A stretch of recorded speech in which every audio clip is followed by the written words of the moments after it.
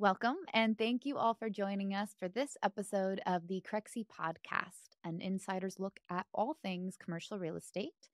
In this show, we cover a broad range of topics that cater to both CRE newcomers and industry leaders alike. I am your host, not often seen in front of the camera, but here today I am Shanti Ryle, and I am the producer of the Crexi Podcast and senior content marketing manager at Crexi. And today we are very excited to sit down with Adam Gillespie, principal of investment real estate brokerage at Avison Young's Philadelphia office. Now, before we dive in, here's a little bit about our guest. Adam Gillespie is a 24-year commercial real estate veteran specializing in selling investment real estate in the Philadelphia region and beyond, as we'll explore. During his career, Adam has executed over $1.9 billion in transactions with a B, including single asset and regional portfolio sales ranging in size from $1 million to $133 million. Adam has been recognized with multiple industry awards and earned a CCIM designation in 2015. He graduated summa cum laude from the University of Dayton with degrees in finance and marketing. He moved from Ohio to Philadelphia in 2005 and has been an investment real estate broker specializing in the sale of industrial, apartments, and office buildings since. Adam is an active member of the Greg Wolf Fund, a nonprofit dedicated to funding targeted blood cancer research and providing financial support to families battling leukemia. Adam currently lives in Fort Washington, Pennsylvania, with his wife and 3 children. He is an avid real estate investment advisor, dad, athlete, and fly fisherman. Wow, Adam, welcome to the podcast. 24 years. I can't believe I've been in this business 24 years. It makes me seem old. It's a legacy for sure, but you're just getting started, right? Hey, thanks for having me. I think highly of the Crexi platform, the podcast, your people at Crexi. Mike Rosenfeld's one of my favorite, hanging out outside of work even. So really, thank you so much for having me. And actually, I do listen to this podcast. I love it. You have people with great backgrounds on here. Unlike others, I think I feel honored to be invited to this because I feel like I'm still in the thick of it. I feel like, you have some guys with some true legacy behind them. And I feel like my mindset is I haven't quite made it yet. So maybe I can give some interesting perspective and, maybe I think my family would say that might be the secret to my success and that I've always had that mindset. But I'm thankful for the opportunity to talk to you, and let's make it a good one. Yeah, no, very, very excited to have you here. We, you and I did a little bit of prep conversation ahead of this call to figure out what topics we're going to cover. There's a lot of exciting stuff in store. So I know we just covered quite a bit about your background with that bio, but I'd love to dive a little bit deeper into your career path and, key lessons that you've learned along the way. So take us back all the way to the beginning. Can you share more about where you grew up? What was your childhood like? All that fun stuff. That's a lot to unravel. And the older I get, the more thankful I am of where I came from and my family, parents, all that. So I'm from Columbus, Ohio. I'm the son of George and Beth Gillespie, sister to Erica Gillespie. My sister's a high school English teacher in the Hilliard School District in Columbus, for any listeners out there. None of my family were in real estate.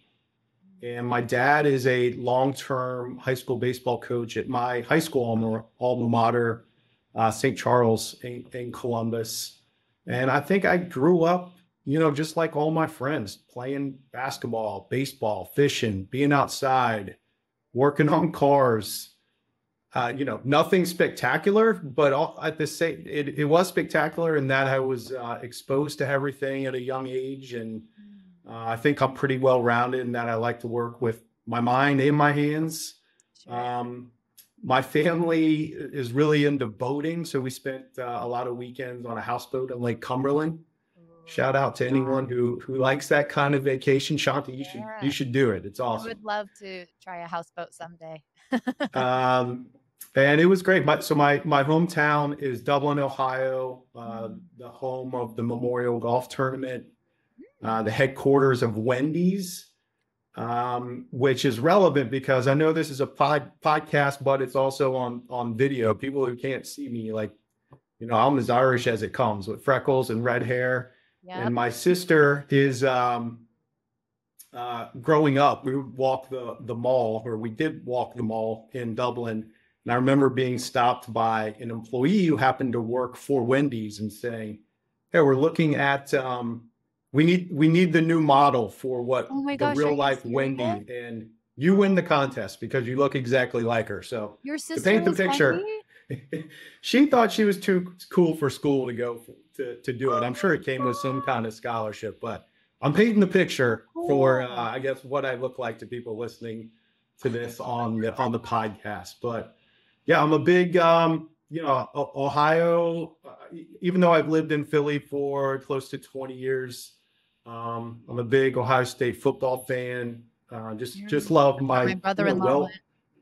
Nice. Yep. Go Bucks. Well-rounded childhood growing up. So I'm appreciative of that, of my parents for exposing me to so much.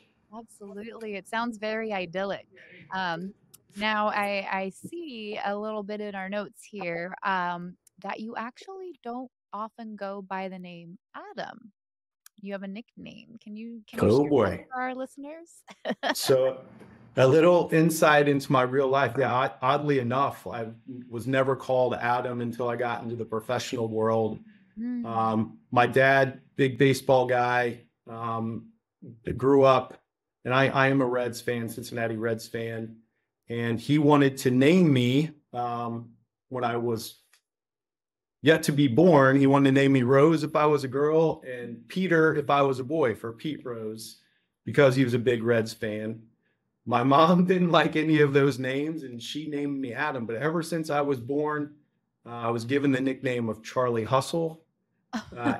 After Pete Rose, and then it was Hustle, then shortened to Huss. So, oh my God, really, I've never been called Adam in my life from my family, even my wife. I've always been known as Huss to my friends and my family, and even those in the professional world who hear this story, now they call me Huss, and I still say Adam, and it sounds extremely weird to me.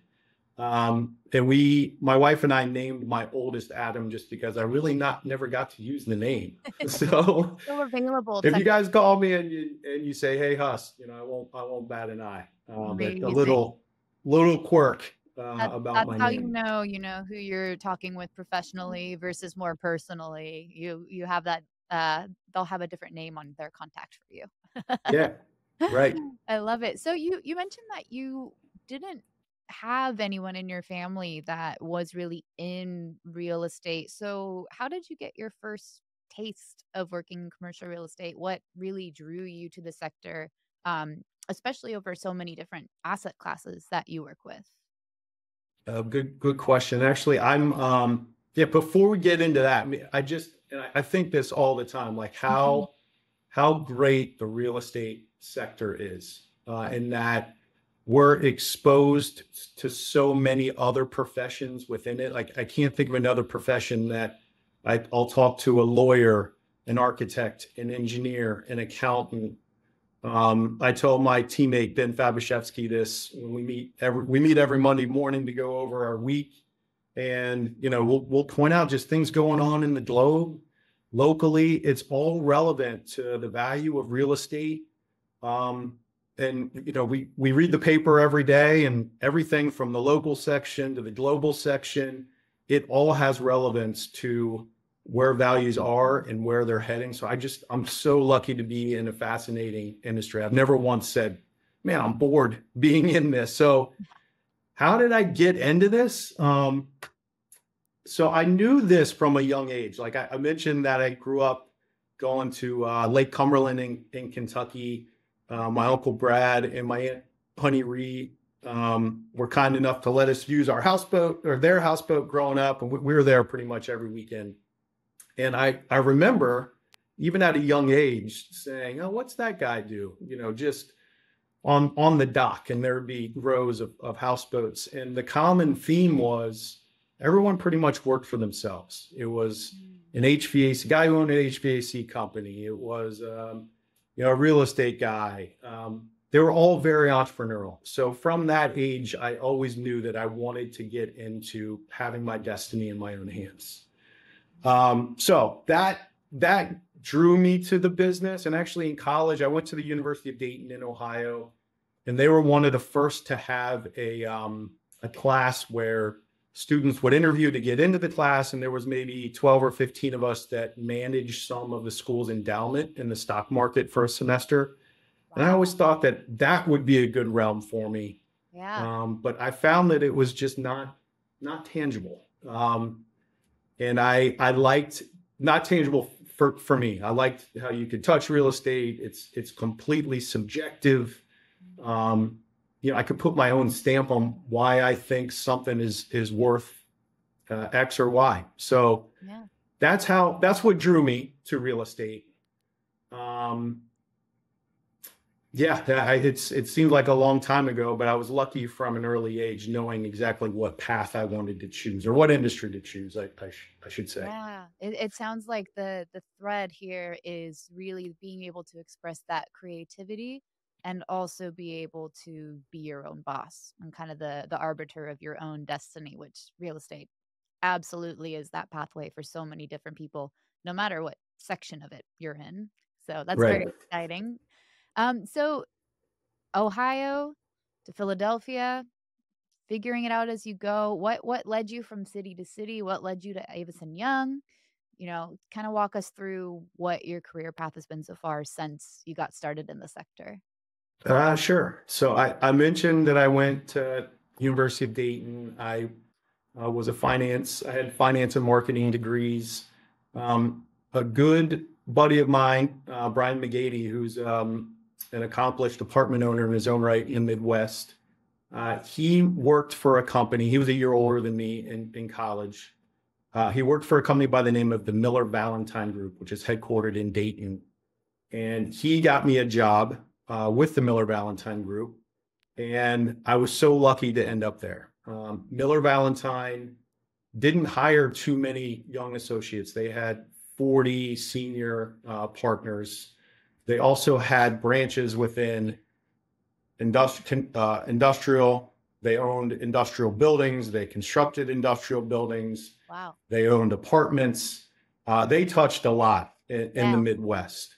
And I was lucky enough to get a job at Miller Valentine. And for close to a year, they cycled me through all of their various business units. So I'd spend a couple months in accounting. I'd spend a couple months in brokerage. I'd spend a couple months in development. And then it came to the year end. And one of the head guys at Miller Valentine, John Dietz, said, "Okay, it's your choice. Where do you want to go?" Amazing. And I made the choice of brokerage. And for the simple fact of the guys that I worked with at the time, Chuck McCosh, Steve Peters, I saw a lot of myself in them. They both love sports. They love being outside. They're a bit gregarious. They were fun to have a drink with. Yeah. I just saw a lot of myself in them. So I went into brokerage. I could tell at the time that John Dietz, who was older then, I kind of looked at the expression on his face, and I knew that he wished I chose a different path within Miller Valentine, but they turned me loose within brokerage. Yeah. And I was lucky enough to get an apartment listing early on, and I was getting calls from brokers in New York, all across the country, saying, "What's the NOI? What's the operating expense ratio? How am I going to make money on this deal?" Yeah. And truthfully, I had no idea what I was doing. But it was a good springboard to say, and the deal ended up selling. Just the market was good at the time. But afterward, I knew I had a lot to learn, but I also knew that I liked investment sales, and I liked the just how relevant it is. Absolutely. So I went back to John Dietz and I said, "Man, I loved selling this apartment complex, but I need to learn a lot more." Yeah. So for 2 years, he stuck me in the back room. That's a bit of an exaggeration, but I crunched all the numbers for the company in terms of senior housing deals, apartment deals, affordable housing, Section 42 tax credit deals. And I didn't know it at the time, but I was getting an MBA in real estate valuation. Oh, And yeah. that was a springboard for me. So I'm giving you a long answer here, Shanti, No, but this is why we have the I'll, time, as I'll, long as you I'll want. get I'll get to how I got to from Ohio to Philly here shortly. So I yeah, I knew that job was good for me at the time. Candidly, I didn't want to be the number crunching analyst forever. Mhm. But I had bigger things going on in my life then too. My girlfriend who I met at Dayton, we were engaged, and at the time, um, her brother Greg was diagnosed with leukemia, Oh, and he has a great story, which I'll maybe if you have time, I'll get into it. sure. But essentially, she needed to be close to her family. We're engaged, and we made the choice to move from Ohio to Philly, her hometown. Mm. And in real estate, it's hard to pick up, start. I don't really have any connections out here in Ohio. I like to think, people know my family, they know me. So it wasn't the easiest path. Yeah. I think it was the right path for my wife and I, and now we have 3 kids here in Philly, and we're chugging away. Time seems Yeah. to be flying by. You're in the community. Um, right, and building our own little community. So yeah, that's my story, just career path in general. And then when I left Miller Valentine, I knew I wanted to get into commission, back into the commission environment, which I was when I was a broker. I knew I loved investment sales just because of the relevance of it. And I started looking for jobs being an investment sales broker in Philly. So some of it I had to start over again. I had to be an analyst.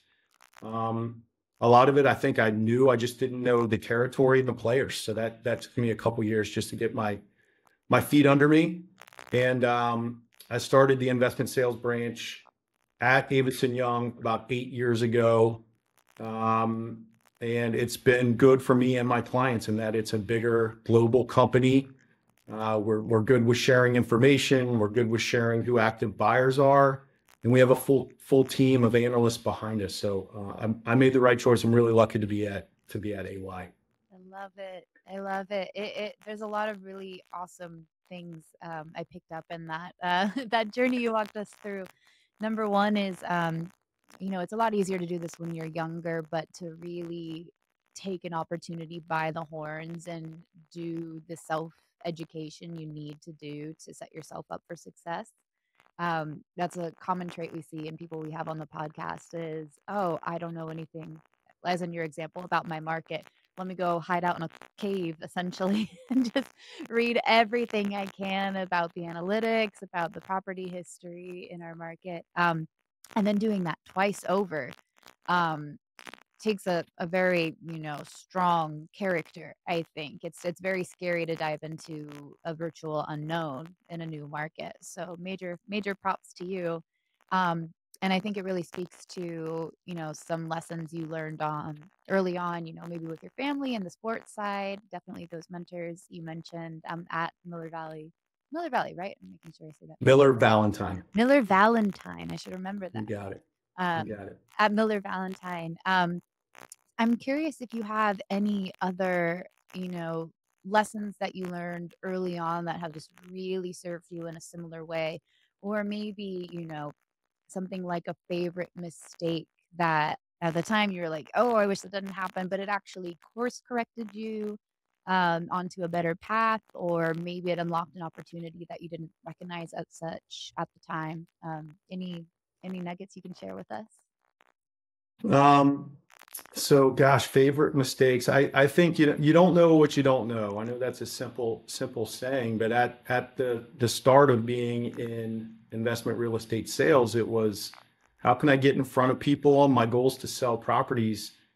My mistake was I didn't really understand where we were in the cycle of real estate. And it just takes going through it a couple times to know to know and to be a trusted advisor to clients to say, here's where I think things are going to head in a year or two, just because I've been through a couple cycles now. So yeah, the mistakes are just, just didn't know, we call it immaturity in terms of I haven't been through a cycle, and I'm calling anyone who would talk to me saying, please sell your property, not knowing really if the time was right for them, or if I deep down thought if they held off for a little longer that their outcome could be better. Sure.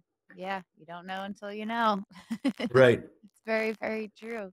I'm curious, having gone through these different market cycles and like really, okay, now I have a good pulse on the life force of commercial real estate. What advice would you give someone who's like just looking to get into the investment sales space, or commercial real estate in general? Yeah, I think that I was lucky, going back to my own personal history of how I got into this. I was lucky to have a knowledge base of just the fundamentals in real estate, knowing how debt affects valuation, knowing the demand factors for why tenants need to be in a certain area. So my advice is, get into another job that isn't investment real estate brokerage first. Maybe it's on the commercial loan side and evaluating loans. Maybe it's, like my path where I was crunching numbers for developers. But I think things, if you're starting in investment sales, I'm sure you could pick it up over time. But I think your path to success is much quicker when you know the fundamentals as to why all the inputs matter for the final valuation of a certain property. Sure. You could be the best salesman, but if you don't know what you're selling, you don't know what you're selling. Gotcha. You're Absolutely. right. Do you have any favorite books that you really love, either in the real estate sector or maybe something just like more personal development related, that you love going back to or sharing with other people? Sure. So I had a client that I've sold a couple apartment complexes for. I was sitting at his desk, and he had like over 12 copies of this particular book. And I asked him, I said, what's that book behind you? It was called Traction by Gino Wickman. And it was pretty much just a guideline for, if you have an idea, how to put it into action. It reads like a textbook and not like a novel, but it was good for me just in, having a plan. And I think I'm pretty good at that, on a yearly, quarterly, daily basis. And that book was helpful. Also outside of just books, like I've had certain mentors along the way that have been good at guiding me in certain paths. I mentioned that John Dietz at the Miller Valentine Group. My parents, of course, like my mom, I feel like I've never seen her sleep, just because she's such a hard worker. My dad's the ultimate play hard, have fun, play hard, work hard guy. I certainly have aunts and uncles who have the same mentality, and my cousins too. So, outside of books, like I've learned a lot just from them, and also mentors in your job. Like I think that's a common misconception. Like someone has to be older than you to be a mentor. Like one of my best coworkers I've ever worked with, Greg Muller, who is the COO of a company based here in Philly. He's a lawyer, and I would come to him with all my deal strategy problems, and he always had the instinct of making the complex very simple. And I think that's as I've gotten older, that's my job, is to make the complex in terms of valuation be more simple. Or if we're looking at a pro forma, what line item do we need to hone in on to tweak the value of real estate? So Greg he might be shocked to hear that because he's younger than me, but I look up to him. I think the world of him as a mentor. So there's a long question in terms of books and mentors. Yeah, shout out. Yeah. A little bit of a different twist on this, but somewhat related. What's your favorite music you like to listen to? Oh boy, Shanti, you first. Come on, I don't want to be doing all the talking. I'm a musician, so I have too many things I like to listen to, and some of them are kind of weird. So no, that's my fake answer. Oh, I was hoping at least to get an artist or a song from you. Come on, you're getting off too easy I'll there. shout out Cage the Elephant. They just dropped a new album, and I've liked a lot of their stuff over time. All right. Alt rock, indie scene. I'm familiar. They're great. And actually, I consider myself a music fan in general. I love anyone who has the guts to write their own music and sing it. I'm a big 80s and 90s country fan. I challenge anyone to like lay a lyric on me, and I can't sing the rest of the song. Amazing. And also give you the artist. I'm sure as time goes on, my memory isn't as good as it was in the past. But you gotta go on that game show. What is it? The Sam one? Yeah. The problem is they'll veer off of 80s and 90s country, and then I won't do so well. I'm a big like Eric Church is at the top of my playlist always. I just listened to his song. I was out walking my dog yesterday. The Some of It song. Shanti, look it up. It's a good one. It's just about different cliches about life that he puts together. Beer don't keep, love's not cheap. Don't challenge me to sing this because I can't sing. But it's all about taking stock of things you've learned the hard way and that have made you the person that you are. So love it. Big fan of country. Awesome. All right, I'll get us back on track with the commercial real estate stuff now. There you go. So switching back to more of what your day-to-day looks like. As we said, doing it 24 years, you've got your routine down, I'm sure, as a broker. So what does that day-to-day look like for you outside looking in? I think a lot of people would be surprised to know that it's a lot of cold calling. I always did real well in school, and I think my parents were shocked when they asked me this question years ago, like, what do you do during the day? Well, I research who to call, and I try to get in front of them, and it's a lot of cold calling. I'm a professional cold caller, but the challenge is having that be part of your day every day, maintaining the business that you have. And then, I'm usually out half the day doing showings and, trying to build my knowledge of my territory, which is like a 2-hour territory surrounding Philadelphia. Oh, yeah. So driving. lot of driving and a lot of time on the phone. Yeah, that totally makes sense. It's a little less glamorous than selling sunset is. Right. Yeah. So how do you build up that prospect list? And then once you do get folks on the phone and you're able to engage with them, how do you and your team differentiate yourself from other brokers in the Philly area? And why is that differentiation so important? Good question. It's not a hard, even though I said that there's so many factors that go into the valuation of investment real estate. It's not a hard business when you boil it down. Sellers want to know that you have a pulse on value, and you know who aggressive. Is what I thought. Right, and you know who the aggressive buyers are in the market, and buyers want to know that you have them in mind for opportunities. So, secret of my success, man, I've had the same database for 24 years. I'm always taking notes on who's buying what, and I'll group them in certain categories in my database. It's always, I love when I make calls and people will say, yeah, do you remember that time when we looked at X property? And I can see in my notes, yeah, it was on this date, and I remember your feedback. So I'm huge on note taking and just, getting people into groups where when I get a listing, I'll know they'll be interested in it because I'm constantly maintaining my database. How do I dig up those people? So, we're constantly expanding our territory. We're looking at tax maps, researching who the owners are. We're calling them. It's not a glamorous business. If we don't know them, we're asking for people who we think would know them for introductions. But it's a full-time job, just keeping track of active buyers as well as sellers that we're looking to target. Absolutely. Yeah. And I'm sure you've got quite the toolkit available to you for, figuring out how to source those names, how to improve your operations so you can juggle all these different projects and relationships. Can you share some of those? And especially ones, just like in the day-to-day providing value to your clients, what has proven most valuable or just the best return on investment for you?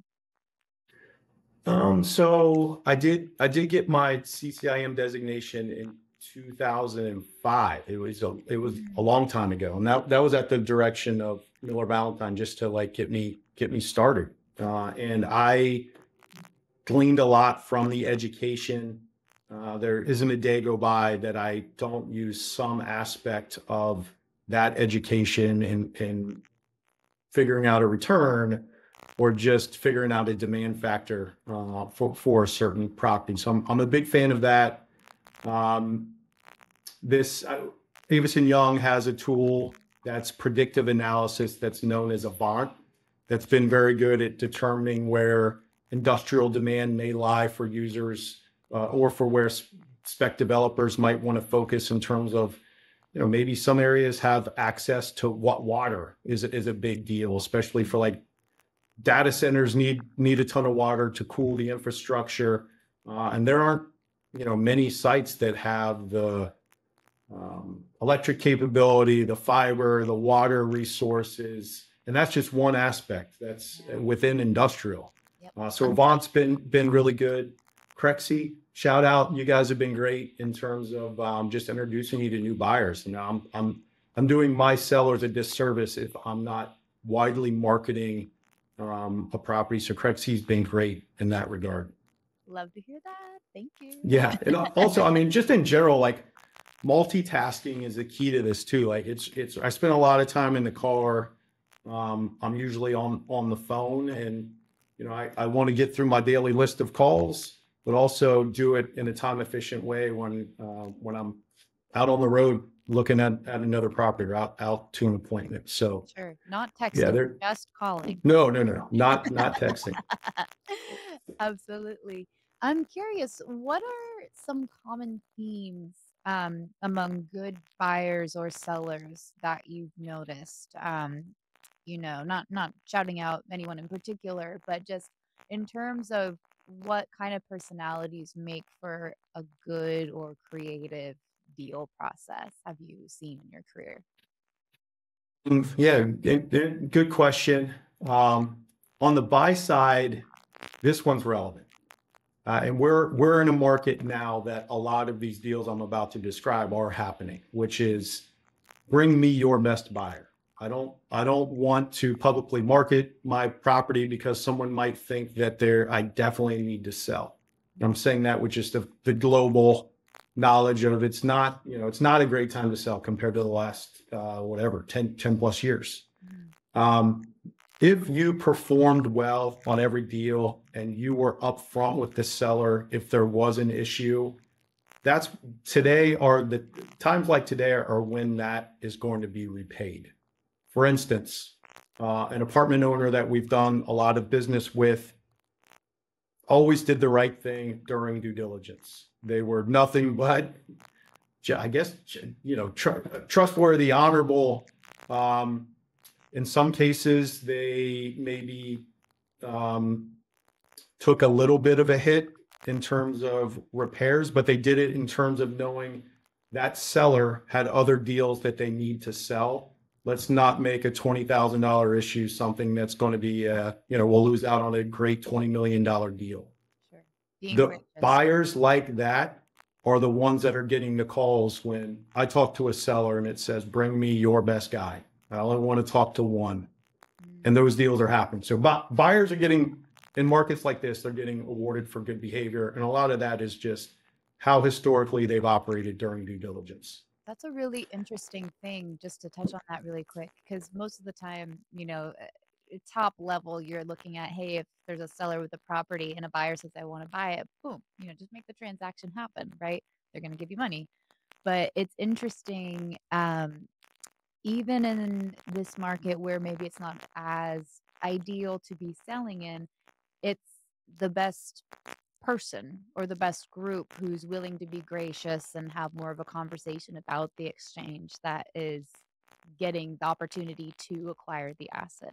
I think that's really interesting, because it moves it away from just a clean cut transaction to more of that relationship. And then, in the future, like you said, bring me your best buyer. That person becomes top of mind because they were so involved, like, with the relationship side of the transaction.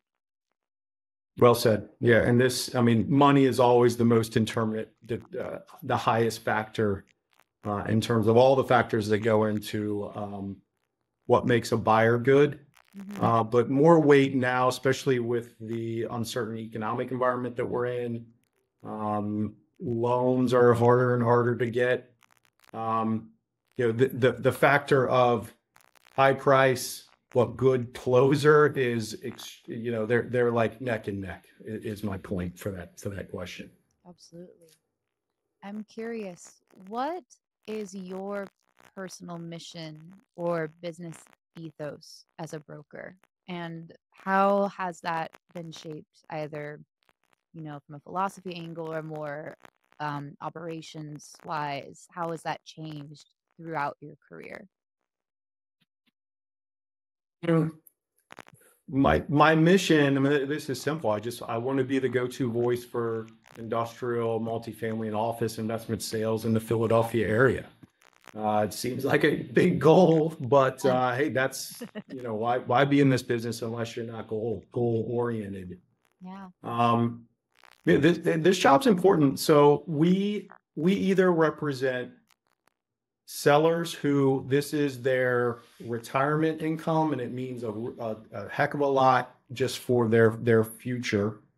It's something where families have groomed a certain property or portfolio of properties for decades.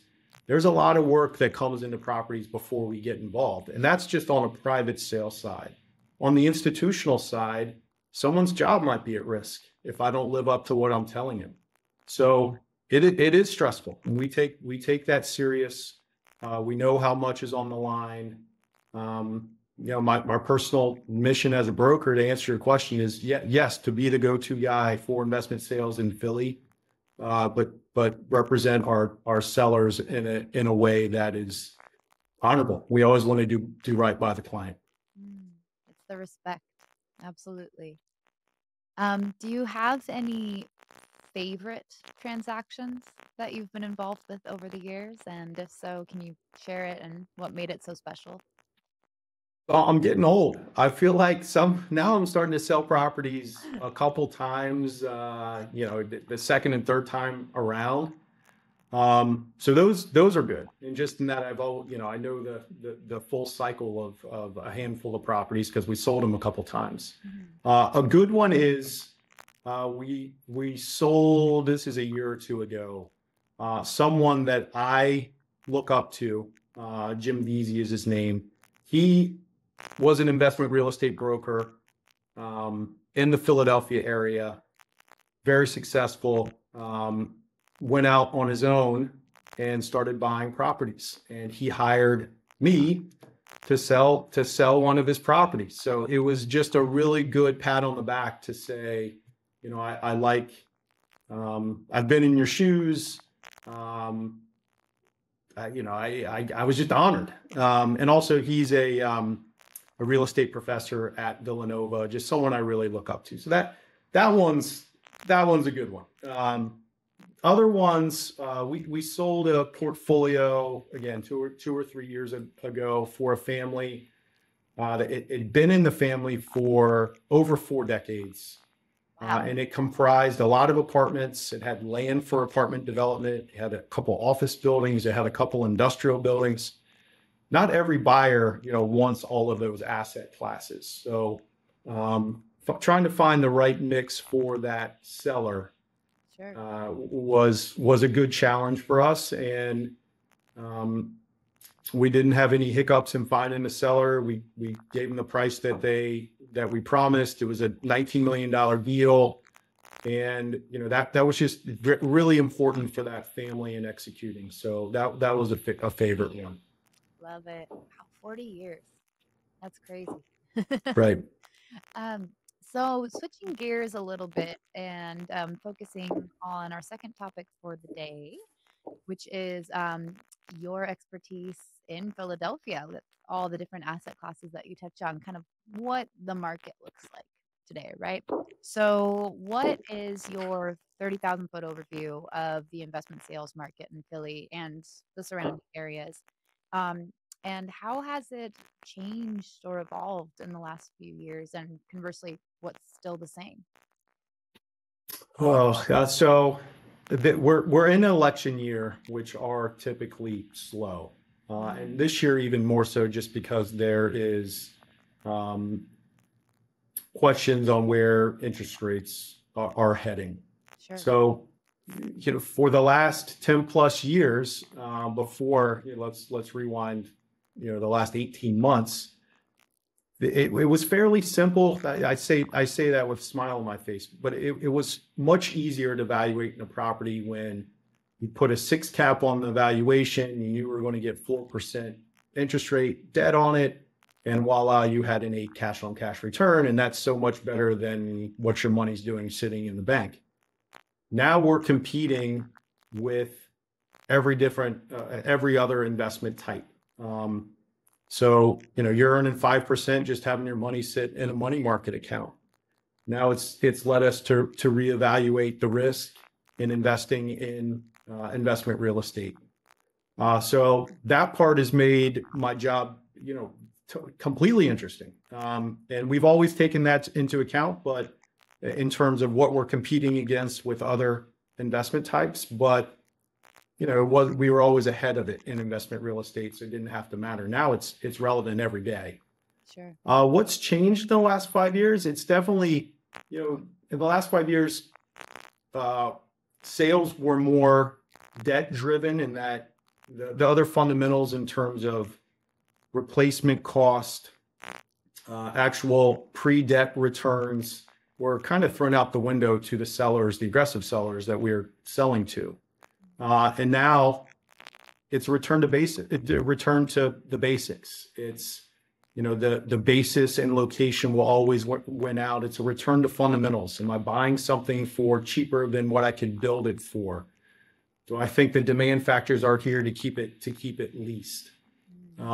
So yeah, what's changed? It's not, deals just aren't financially as driven as they were. And deals weren't as easy to underwrite, I guess, is a broad way of answering that question. Yeah, there's a lot more balls to juggle in the air, for sure. You got it. Right. Yeah. And then what separates Philadelphia from other markets? Is there anything unique from a regulatory perspective or just demographic perspective? Can you share a little bit more about that angle? Sure. So actually, most of our buyers are from outside of the market. And that's because sellers who have a full regional view Philadelphia as having cheaper rents, better returns, better upside than the cities that were sandwiched in between. Sure. New York, DC.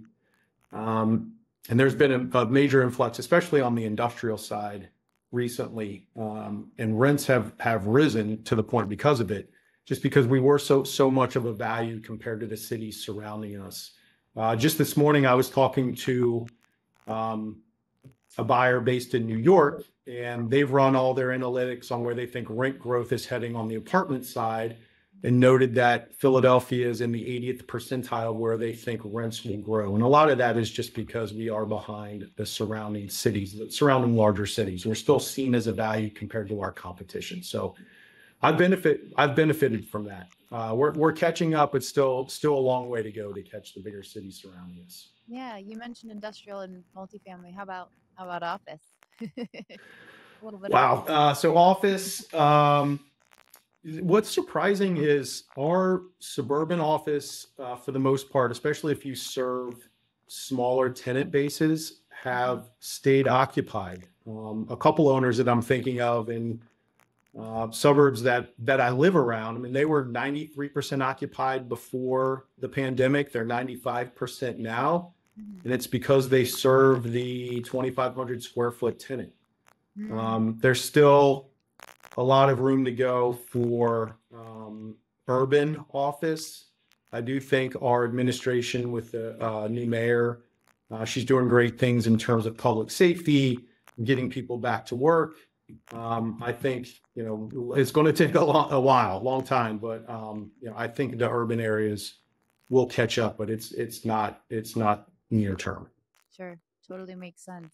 And you touched on this a little bit before, just in terms of it being an election year, and there's more of a question of interest rates being, what's going to happen there.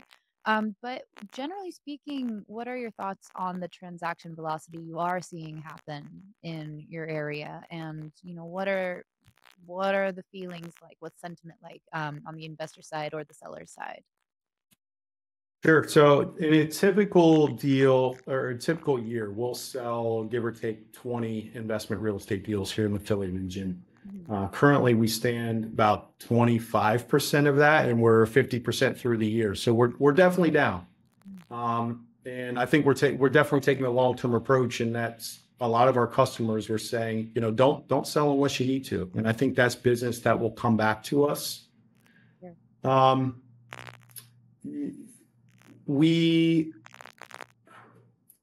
The deals that we do have, we have 6 listings currently. They're smaller than our typical.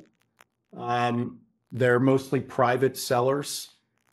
So we'll be okay. We think that the activity will definitely increase by the end of this year. And I think that I'm no prognosticator, but I do think we'll have a decrease in interest rates that will help our velocity towards the end of the year. Sure. And nobody quote me on this, but there are hints of at least one cut coming up in H2. So fingers crossed, right. See what happens. But yeah, kind of given those interest rate questions and other macroeconomic factors such as inflation sticking around, what is your long-term outlook, I guess, for each of the sectors that you work in? And, what do you think in terms of what's happening in these spaces is going to have the most lasting impact as we head into the rest of 2024 and beyond? So I get this question all the time, like, where do we think things are heading? And you read a lot in terms of, rates are going to be higher for longer, or they're going to come down. I like facts. And one of the best things that I've read in these recent memory is there has been, each time that inflation has peaked above 5%, there's been a recession that's followed. I don't know if that's the case here, and that's not my point of making that statement. But I did go back and research over the past decades when inflation was above 5%, where were interest rates at before they began to be cut, and how long did it take to get to the trough of the next cycle? And it usually takes 3 years to go from a high rate to the next trough before it increases again. So that means if we're at a current 7% interest rate environment, and also the cut was usually 30%, the interest rate cut. So if we're at a 7% interest rate environment, history tells us over the last 5 times that we've had inflation over 5%, usually those cuts are 30%, and it takes 3 years to get there. So the relevance to a investor is history tells us you might be in a really good spot to refinance in 3 years. That's when rates could be lower. Yeah. Again, it's our own research and facts behind it. It'd be interesting to see 3 years ago, Shanti, call me and we can judge we'll on the podcast again. Yeah. 30% off of a 7% interest rate is what? We'll be at a 5.8% interest rate environment. Yeah. Be interesting to see if history is correct. Yeah. But your other question, outlook for each sector, kind of a loaded question. Like I'm always of the opinion that I like any investment real estate as long as it's priced correctly. And that seems like such a simple statement, but man, I will buy I don't mind a property that is in maybe a bad area that is going to be tough to sell in 20 years. But man, if I'm earning a 20% cash on cash return, I don't have to worry about my resale. So kind of a loaded question that, yes, I'm leading with that, but I think property specific, certainly. Yes, property specific. I think apartments are always going to be in vogue, especially workforce housing. I'm seeing a lot just young people that I hang out with. I don't think they're saving for a down payment on a house. So I think apartments are definitely going to be in vogue. Office, there's still a lot of pain to go, especially downtown. And I think industrial kind of answered this just in how terms of Philly equates to the region. We have room to grow with rents in Philly. So thumbs up in terms of where we're heading on the industrial front. Absolutely. I'm curious, and you may not have an answer for this, but do you have any surprising or controversial thoughts about current market happenings? Unpopular opinions or just against the grain type of insights? Just curious. Yeah. So the valuations for office properties are coming down, and on the real estate tax assessment front, and that's the one line item on expenses that we spend the most time with in trying to forecast where it's going to go for buyers. I think someone's going to have to pick up the check for municipalities having assessed values for office come down. We need to put a lot of thought and forecasting into what that means for sectors outside of office that's not as affected. So to me, that means on the expense side, high interest or higher expenses for industrial, higher for multifamily, in some cases higher for retail. It's definitely going to outpace inflation in my mind. So is that unpopular? I mean, it's something that could affect the valuation of those properties, but if you underwrite it correctly, maybe it's not. Yeah. And, in terms of tenants that have net expense reimbursements, they're footing the bill for these increases in real estate taxes, but also insurance, which is going crazy. So, I worry about just the effects on businesses, and that's going to be passed on to the customer, and we're going to end up paying for it. And I was reminded of this every Friday. I get a pizza on my way home for my family, and I paid $29 for one topping pizza a couple months ago. I was like, what in the world has become of this of the world? But that's a regular. Yeah, I mean, it's starting to filter through. So, just to summarize your question, just on the real estate tax front, underwriting that expense in the future, it's not a controversial thing. It's just spending the time to underwrite the risk correctly. Yeah, it's worthy of consideration. So hopefully we'll get a lot of minds with your caliber thinking about it and coming up with some solutions. Right. So shifting gears a little bit, given your specialized background and many decades of expertise, I have a couple rapid fire questions for you that I'd love to shoot your way. Your game. All right, bring it. All right. So if you were given $50 million today and you had to invest it by the end of today, what would your go-to asset type and location be, and why? Class B industrial in Philly. They're closing in on Class A rents. There's still some room to run in that some rents that were booked, 5 years ago haven't caught up to where the market rate is now. So Class B industrial in Philly. Fine. Final answer, Shanti. On the buzzer. Yeah. Love it. I'm going to ask this because you asked me to ask you this. If your life depended on it, how many Chick-fil-A sandwiches do you think you could eat in a single sitting? You first. So this is a hot topic. The guys in my office, this is a hot topic. And you go first, and that's where I got this question. It depends whether or not the bun is included. I think I could probably do 2 to 3 without the bun, but probably just 1 with the bun. But I also don't know if someone's holding a gun to my head about this. Maybe I should up that answer.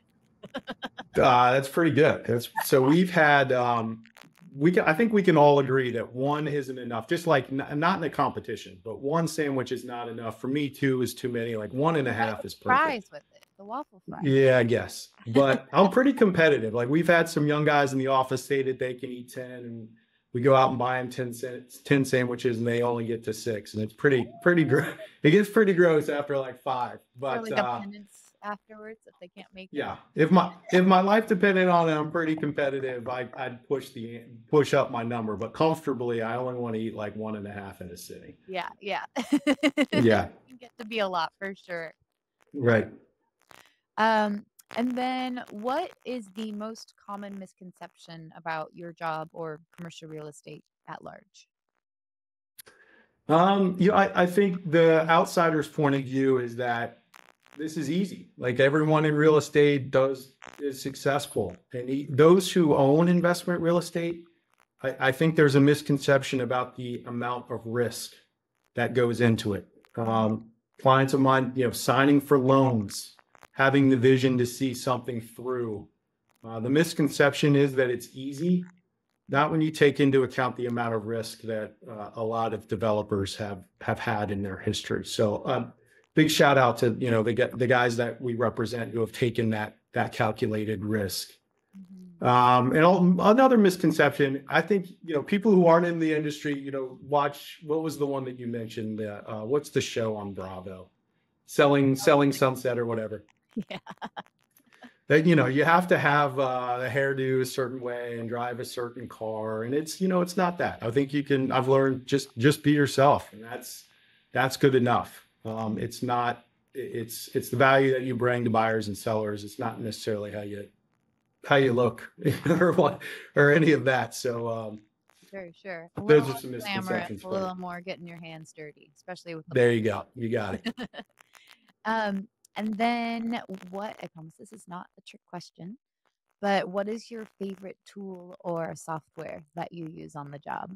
You mentioned a couple of them previously, but. Yeah, so this is a true story. And I told Mike Rosenfeld this at Crexi.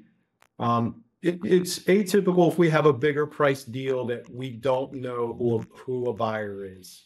We had an instance that we sold a student housing deal in Philly, and someone came through Crexi that we had no idea who it was, and he ended up closing, and he was great. So, I can say that, we have hundreds of examples of that, and that it only takes one for it to be worthwhile. So I really, I'm indebted to Crexi for that. So there's a good plug to you guys. We really, really appreciate your kind words. This is one of my favorite parts of my job, is getting to talk to brokers and hear the success they've had with us. So appreciate you sharing it.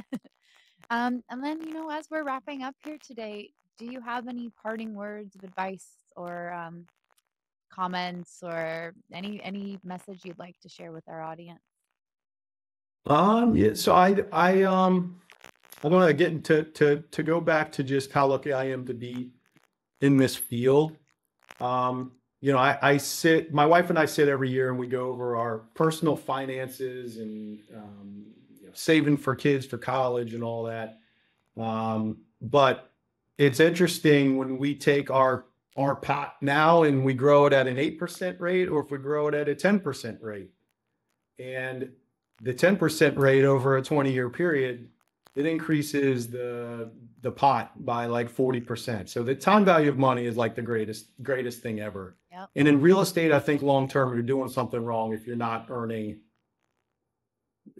good adjusted returns. And certainly that 10% is more than achievable. So I love the industry that we're in. Where else can you get the benefits of price appreciation, debt reduction, someone else paying your mortgage, current cash flow, and there's just a limited supply of it. So, parting thought is just, I urge everyone to take maybe a minute and just say, over 20 years, if I can get an extra point or two in return, what does that mean? And hopefully we can help you find some properties in Philly that will help you fulfill your long-term goals. Yeah, the calculus is very compelling when you put it into the calculator. Right. Awesome. Well, thank you so much, Adam. Really appreciate you sitting down with us and sharing all your insights. I know you've got so much on your plate, so really appreciate you spending the time with us today. Where can people find you online if they want to get in touch? Either email, social media, where can they find you? I guess, I'm Adam Gillespie in Philadelphia with Avison Young, but my work email is adam.gillespie@avisonyoung.com. Love it. And Shanti, you did a great job. This was so much fun. I had a great time too. No, really, really appreciate it. And thank you everyone who tuned in today. If you enjoyed this episode, don't miss the next one. Visit crexi.com/podcast and you can sign up to get the next episode delivered straight to your inbox. You can also subscribe to the Crexi Podcast on your favorite podcast app or check out our YouTube channel. Let me do that again. Or check out our YouTube channel for video recordings of each episode.